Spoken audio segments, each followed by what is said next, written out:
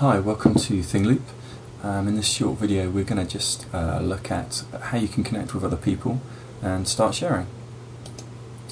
For the sake of this demo, I've logged in as a fictitious user, Joe Blogs, and we're going to actually change his profile picture.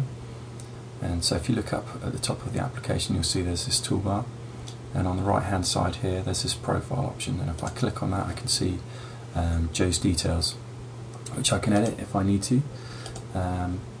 Actually what I'm going to do this time is just change his image. So I'm going to click on that there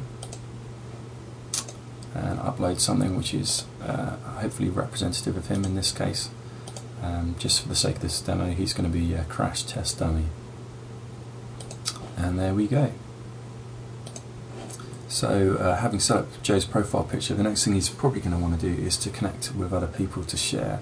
And there's a few different ways he can go about that. The first and easiest way is to go back up to the toolbar, and on the right hand side there's this invite link. If we click that, we can see that he can enter a bunch of email addresses and maybe a personalised message, and just send that message off, and that will send an email to all those people that he's listed, and just tell them that the site exists, that Joe's using it and he thinks it's pretty cool.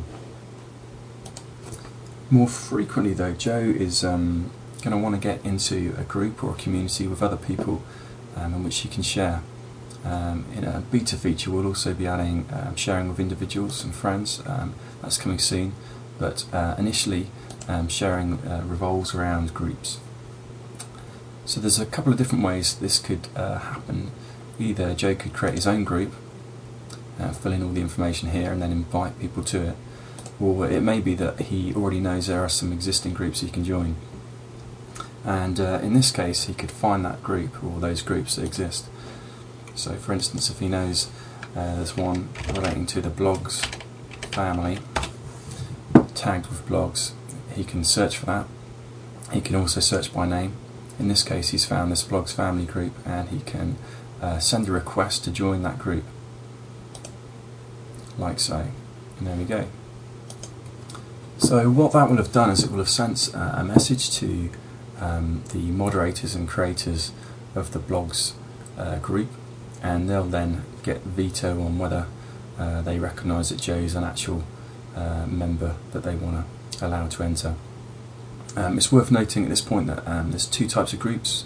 There's private groups, which can't be searched for like this, they're invitation only, and then there's also public groups, which are like the blogs family group is at the minute, where you can actually search by name and tags.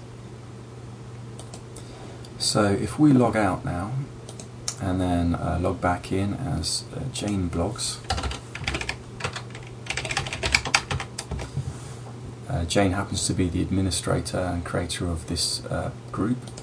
So if we go to the group section, we will see the actual blog family group, and we see also, if we go to the messages section, that Jane's got a message from Joe asking if he can join this group, and so she can have a look at Joe and just see if she recognises him and there's any family resemblance there, and then she can decide whether to reject or approve this request.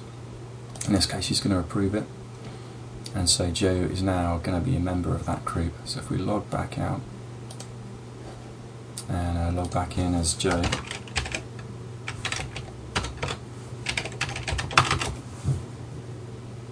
voila, we see that something's happened here, because all of a sudden there's this new stuff which was previously empty is now full of items which Joe can look at and potentially borrow if he's interested in romantic comedy fiction. And also he's got this message which is telling him that he's been accepted into this community. So let's just give him a quick overview there.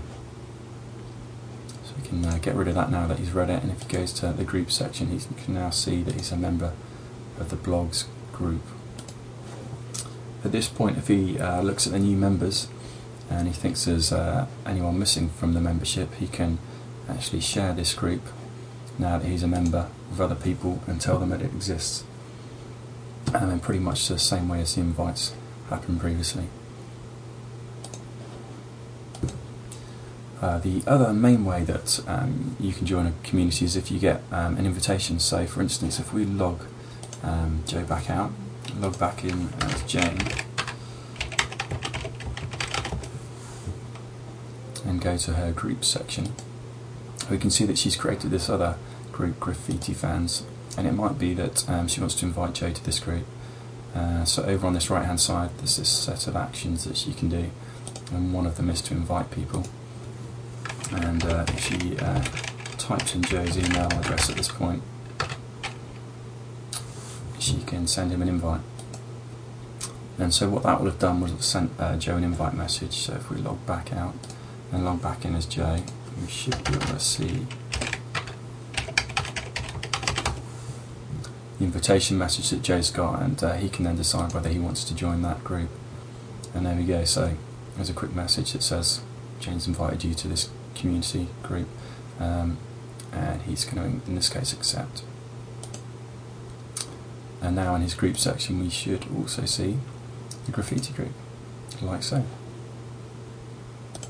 And that's how you connect with people.